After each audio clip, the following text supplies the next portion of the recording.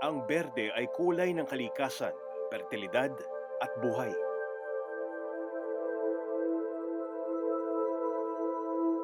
Kaya naman popular ang paggamit ng green stones sa mga charm, mga alahas, at maging sa mga ornamentong pang-display. Dahil ayon sa Feng Shui, may taglay daw ang mga luntiang bato ng enerhiya na nagbibigay ng swerte at pera. Subalit paano na lang kung ang mga batong ito ay namina sa pamamagitan ng pawis at sakripisyo?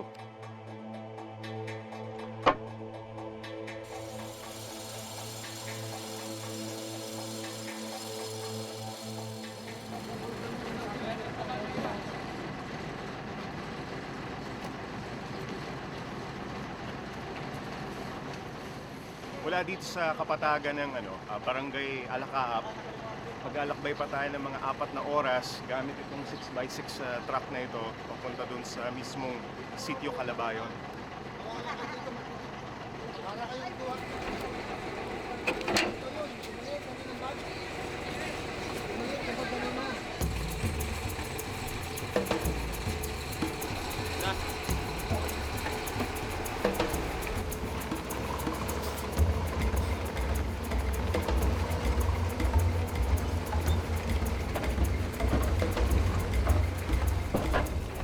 Ang ekta-ektaryang bahagi ng Barangay Alakaap na tutunguhin namin ay isang IP protected area kung saan nakatira ang isang komunidad ng mga mangyan.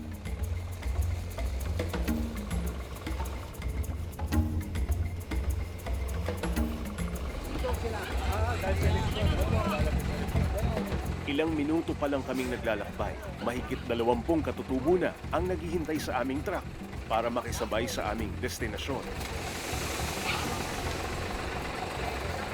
Sa taas. Diba? Kato sa kanila yan. Mamaya. Oh. Mga lalaki. Daming bike. Yan. Yung pa mga tao. Luwag ka doon pa. Bumaba raw sila kahapon mula sa kabundukan para magparehistro para sa nalalapit na eleksyon sa susunod na taon. Karamihan sa mga mangyan na nakasakay namin, ang pangunahing trabaho ay pagmimina ng greenstone na matatagpuan sa kabundukan ng Salabayon. Dito ko nakilala si Ador, isa sa mga mangyan na nagmimina nito. 4 ang kanyang mga anak, lahat sila katuwang niya sa pagmimina. Bakit mangyan ang kumukuha. Oo. Ayaw namin yung gulo. Dahil doon na ho kami, kinabubuhay na ho namin yan, sir. Mula na ho kami, kinagitna na namin yung trabaho yan. So mangyan lang ang pwedeng kumuha? Mangyan lang ang pwedeng Oo, kumuha? dahil kung Tagalog na, Itong labas? ay magulo na, di ba? Bakit hindi nila kabisado yung lugar? Gano? Oo. Saka magulo na rin. Parang inuunti na ang katutubo. Yan ang ayaw namin mangyari. Sana.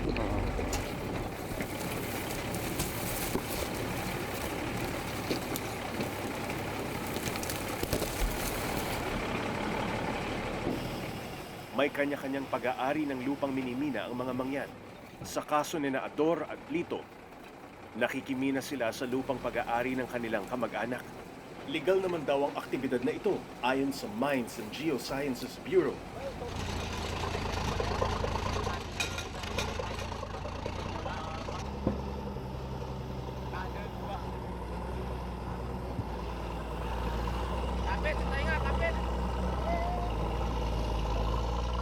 Matapos ang nakapapasong init mula sa tindi ng sikat ng araw, natanaw naman namin sa di kalayuan ang maitim na ulap na nagbabadyang bumuhos ang malakas na ulan. Meron daw. Ang mahirap sa pag-akit ng bundok, hindi mo alam kung ano yung magiging klima. Kanina napakainit. Ngayon naman, mukhang bubuhos pa yung malakas na ulan. Tinahak namin ang mabatong daan. Tinawid ang may 9 na ilog.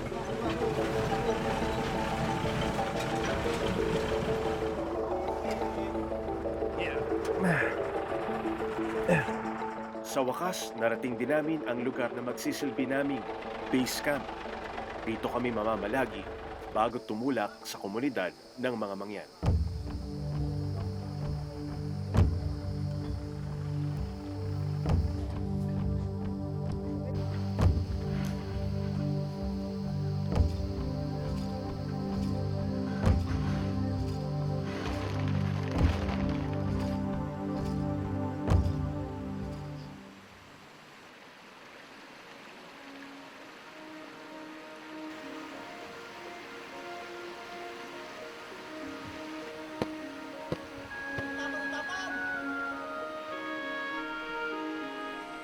Mula sa aming campsite, mahigit 1 oras pa kaming maglalakad bago marating ang komunidad ng mga mangyan na kung tawagin ay Sitio Greenstone.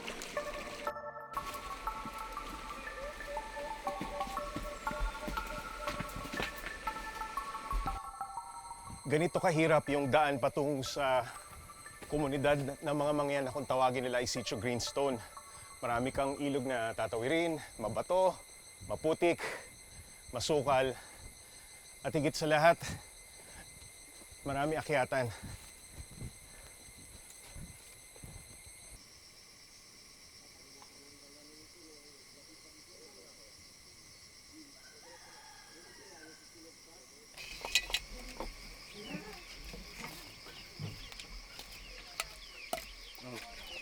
Nadat na namin si Lito na nagluluto ng kanilang babaunin para sa pag-akyat ng bundok.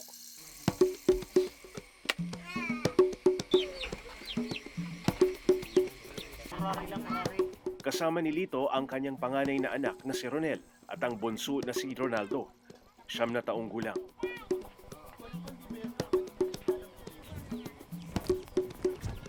Isinama rin niya ang apong si Nelson, 10 taong gulang.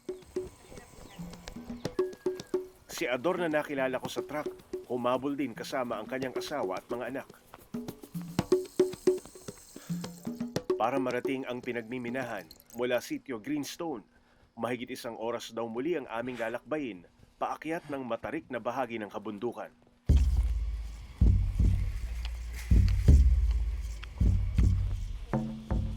Sa pagkakatuklas ng isang uri ng greenstone sa kabundukan ng Occidental Mindoro, nagkaroon ng dagdag na kita ang mga mangyan. Ang mga berdeng bato ay binansagan nilang Mindoro Jade dahil na rin sa kulay nito. Wala pa kami dun sa mismong kuweba kung saan kinukuha yung greenstone o yung jade. Makikita mo na sa mga dadaanan mo na malapit na kami dun sa mismong source ng jade. Bago dumating sa mismong pinagtitibagan ng greenstone, may naikwento si Ronel. May namatay na pala dahil sa isang aksidente.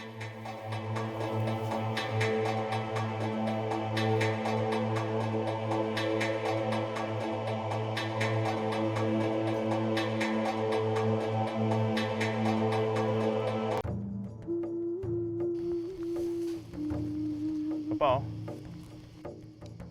Galing ko sa loob to. Pero matagal na.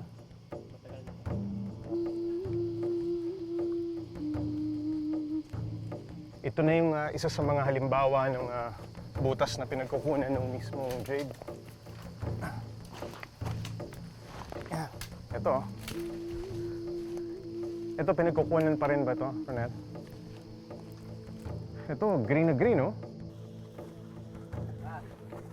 Ito yung isa sa mga bagong butas na pinagkukunan ng mga greenstone ng mga mangyan. Tansya ko mga 10 hanggang 20 metro yung lalim. Bago nila mailabas yung mga 40 o 50 kilo na greenstone.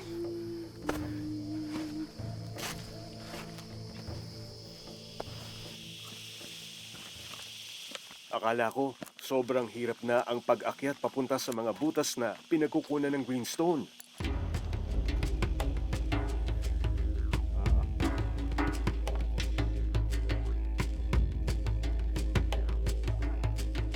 Pero ang tunay pala nilang kalbaryo ay magsisimula pa lamang sa pagsuot nila sa mga makikipot na lungga. Silipin natin yung pinagkukunan mismo ng mga jade o greenstone.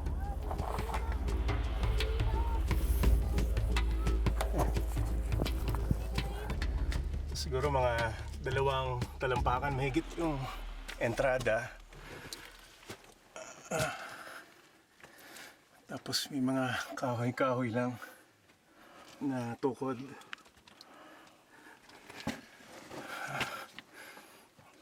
Dito na nagtatrabaho yung mga mangyan. Dito tinitipak nila yung mga greenstone na tinatawag. Ilang oras ho kayo tumatagal dito?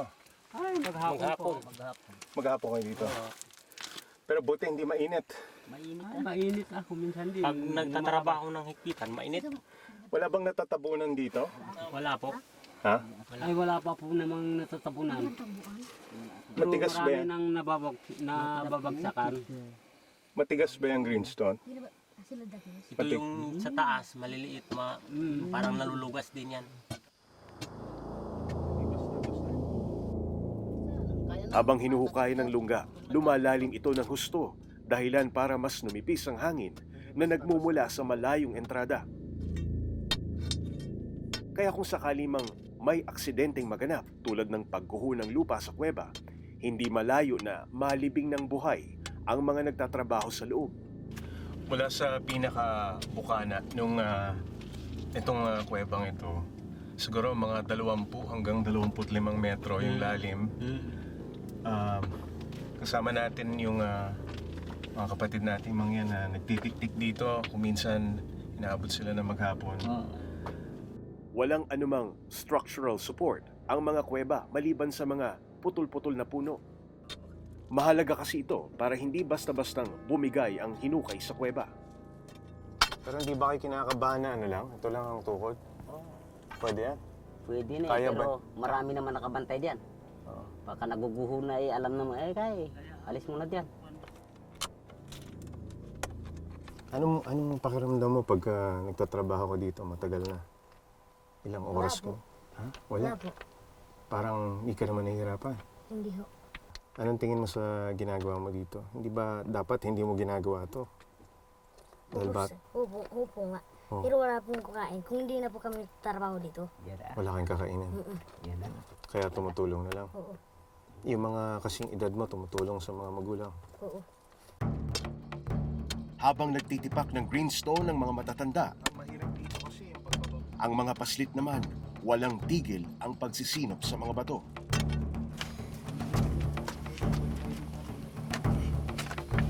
Sina Ronaldo at Nelson din ang naglalabas ng bato mula sa kuweba.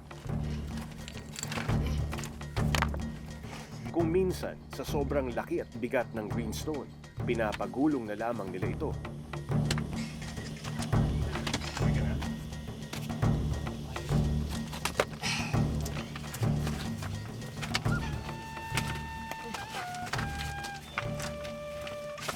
Iba-iba ang presyuhan sa pagmimina ng greenstone. Kada 1 kilo ng mga bato, 12 pesos.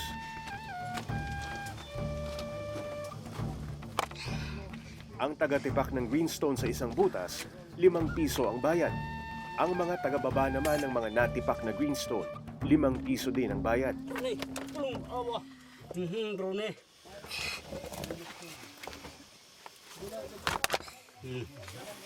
Yung paglalabas ng malalaking tipak ng greenstone, isa to sa pinakamahirap na bahagi ng ginagawa nila dito. Mula doon sa pinakailalim, lalabas yung may maliit, may malaki. At yung pinakamahirap, yung pagbubuhat nito pababa. Kapag nailabas na ang mga bato, ikakamada na ang mga ito sa kanilang lalagyan.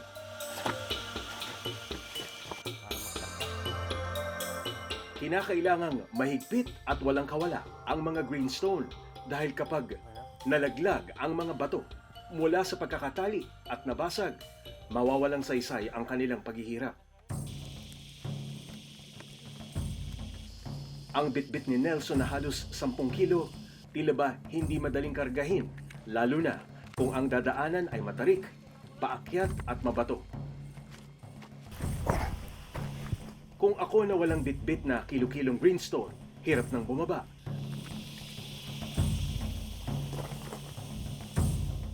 Paano pa kaya ang mga batang 9 at 10 taong gulang lamang?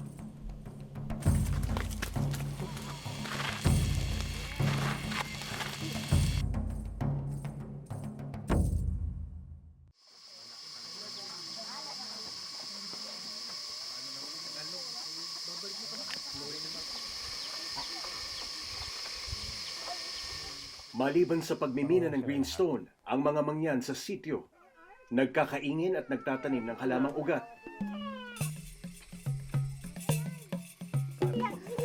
May 10 pamilyang katutubo ang naninirahan dito. At kapag walang kita, ang nakatanim sa paligid ng kamoting kahoy at kamoting baging ang madalas nilang kainin. Eh wala, naghihirap nga. Kasi walang pira at walang minsan lang ng kuan edi walang bigas, walang kanin. Kamote mo. Kamuti na lang muna. Ay wala eh. Dahil malayo ang lugar ng mga katutubo sa Kabihasnan, halos hindi sila nararating ng serbisyo ng gobyerno. Walang kuryente, walang tubig, at walang malapit na paaralan. Wala ni isa man sa kanilang nakapag-aral. Gusto mo mag-aral? Ayoko. Oh, bakit ayaw mo mag-aral? Ayoko po kung malayo. Ngunit bukas naman daw sila sa pagkakataon na makapag-aral pag may nagtayo ng paaralan sa kanilang komunidad. Kung tutuusin, simple lang naman ang kanilang pinapangarap. Umangat-angat naman baga. Mantalang kinagisnan nga namin hanggang ganito lamang. Ang gusto sana, di baga ang tao ang nais, mangarap So nangangarap po kayo na isang araw? Oo, napakaganda ang bahay namin. Mayroon kaming TV. Mayroon kaming anuman nga appliances. Lahat ng bagay sana.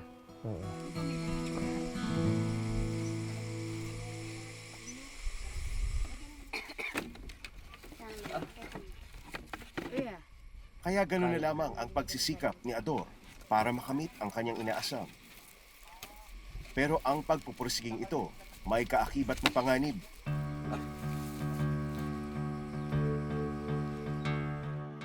Kapag kasi bumuhos ang ulan, nagiging delikado ang pagmimina. Kaya naman sinasamantala nila ang pagkakataon tuwing tag-init. Maraming nababagsakan sa kuwan, maraming nababagsakan sa paa. Nababagsakan sa ulo? Oo. Hindi madaling gawin yan. Nasa loob pa ng lupa yan. Bago muna mga 2 linggo, bago muna ikaw hukay doon sa loob, bago muna ilabas ang greenstone. Ganyan ho, kahirap magtiyaga kami, sir. Kaya gaano man kabigat ang kanilang pasan-pasan. Hindi na alintana dahil sa kikitaing pera.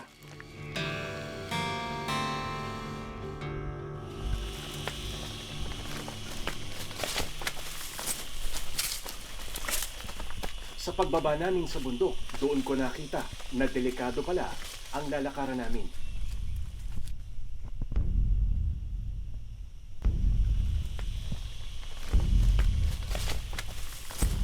May paakyat, Dahan-dahan. Hindi, mauna na kayo, sir.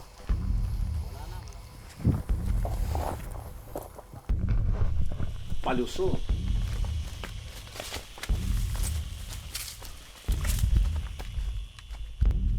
makikitid na daanan na puro bangin pa.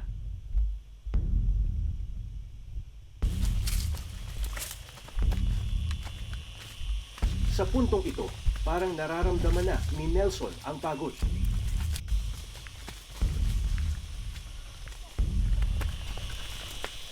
Batid na ang pagod at epekto ng pagbubuhat sa payat na pangangatawan ni Nelson. Kung minsan, hindi na rin maiwasan na bumigay ang kanyang mga tuhod. Kaya hindi maiwasan na magkaroon ng mga aksidente sa ganitong trabaho. Noong isang taon, isang minero ang naaksidente nang magulungan siya ng malaking bato. Galing ang dumadaos-dos na bato mula sa itaas ng bundok sa pinagkukunan ng greenstone. Ay doon naman sa may ilat, diyan sa baba, marami. yung pinaggugulong galing dito, Mm-mm. ay doon siya namumulot. Ay dito naman marami namang naghukay bago pang Mm-mm. paghukay. Ay gumulong yung malaking bato. Pinagulong ng isa. Yung pala yung namumulot doon na gulungan ng bato. Mula 12 pesos kada kilo, lumalaki ang presyo ng greenstone habang ito ay binebenta papalapit sa kabayanan. Ang siguradong kumikita ng malaki mula sa greenstone ang mga middleman o mga mamumuhunan dahil naibebenta nila ito ng 65 hanggang 70 pesos per kilo. Mga ilang kilo to? Nasa mga 30 po.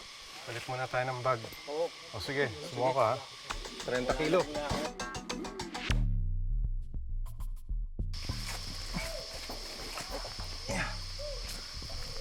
Okay? Oops, tanggal na. Oh. Saan ang kamay dito? Ha? Gusto ko malaman kung gaano kahirap bitbitin ang kargo ni Ronel, kaya hiniram ko saglit ang mga daladala niyang greenstone na may halos kalahating kaban ng bigas ang bigat. Tansya ko dito, mahigit isang oras ng kinakarga ni Ronel. Itong ganito kabigat na greenstone, mga sabi niya mahigit 30 kilo. Masyadong masakit sa balikat, magkabilang balikat, saka sa ulo, saka yung puwersa sa leeg. Mas mahirap to kung pababa o palusong o paakyat.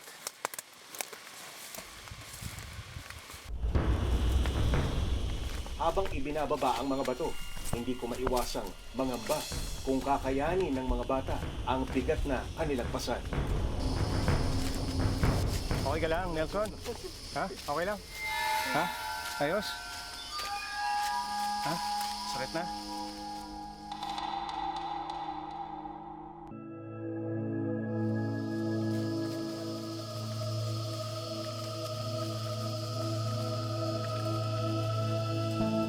Sa kanilang pagbaba, hindi naman daw nakasisiguro na kikita agad sila. Marami hubang hindi nababayaran talaga. Ay marami po. Marami. So naloloko sila. Oo po, naluloko po. Pero patuloy pa rin yung pagkuha. Oo po naman. Ayon sa pagsusuri ng Mines and Geosciences Bureau, ang luntiang bato na minimina sa Mindoro ay isang klase ng silica mineral. Itong mga tinatawag na Mindoro Jade is isa lang silicate minerals na nagkakaroon lang siya ng kulay dahil nahahaluan siya ng impurities. Naturingan lamang daw na Mindoro Jade ang namiminang greenstone sa Salabayon dahil sa kulay nito. Malambot siya, hindi katulad ng tunay na jadeite at saka kung siya madali siyang madurog. So hindi talaga pwedeng gamitin siya as considered as precious stone or semi-precious stone. Ito yung madalas na pinagkakamalang jade kasi so far super close ng bato nila. Pero pag tinignan niyo po siya mabuti sa internal, if you can do close up, ito mas more on ugat, ito more on brittle. Tingnan niyo po yung loob niya. Para siyang polka dots brittle. Kasi pag jade siya, tingnan niyo po, wala siyang laman, no? Iba yung laman niya. Tinitingnan po siya sa translucence po ng bato. Kung gaano siya ka-clear sa loob, kung may mga ugat ba siya, kung malinis ba yung pagka-translucent niya, ganun. Like sa akin, example, no, going upper po, like from here, papunta dito. Tingnan niyo po yung pagka-green niya, much more greenish to, right? Pero yung pagka-green nito, much more clear. Tapos pag tinignan niyo po siya sa loob, much more tumatagos yung ilaw. That's why ito mas higher quality. Mas mababa man ang kalidad ng Mindoro Jade, marami naman ang pwedeng paggamitan ito. Dahil hindi makalalaban ng sabayan sa totoong kalidad ng jade, mas mainam na ipaalam sa mga mangyan ang alternatibong gamit ng greenstone.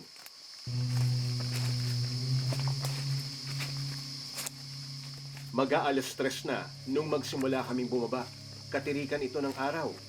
Ngunit salamat sa mga punong nagsilbing lilim namin.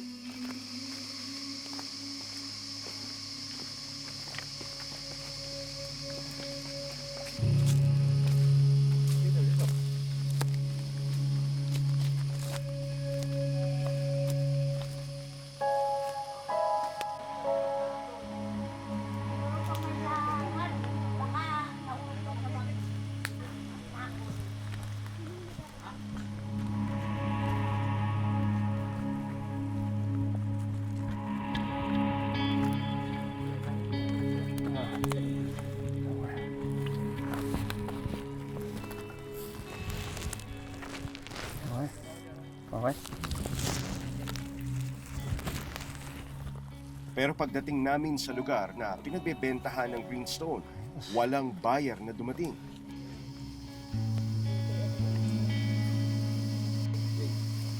Ano kung mangyayari dun sa humigit kumulang 100 kilo yan ng greenstone? Ano mangyayari dyan? Yan po, sir, kasi ang gagawin po dyan, medyo i-stock lang muna natin kasi wala pa pong dalang pera para bilhin. Kaya dyan lang po muna siya. Tapos, next, itong linggo pong darating, baka mabili po yan. Maging ang mga batong nakaimbak sa di kalayuan, nakatenga na rin daw ng ilang araw.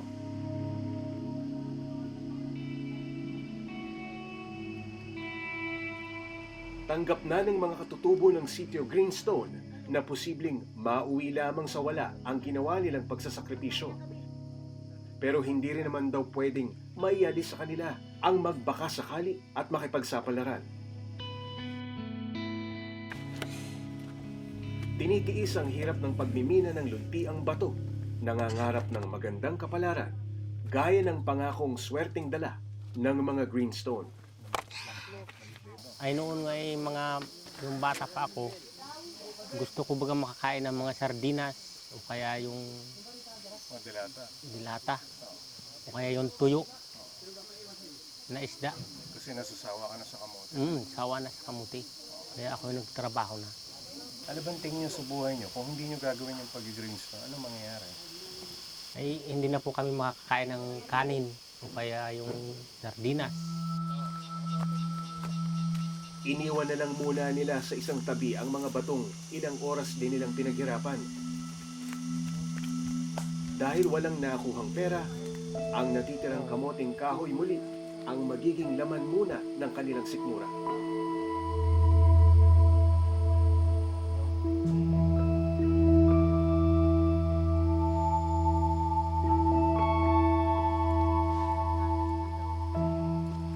Magandang gabi po sa inyong lahat. Ako po si Jay Taruk at ito ang Eyewitness.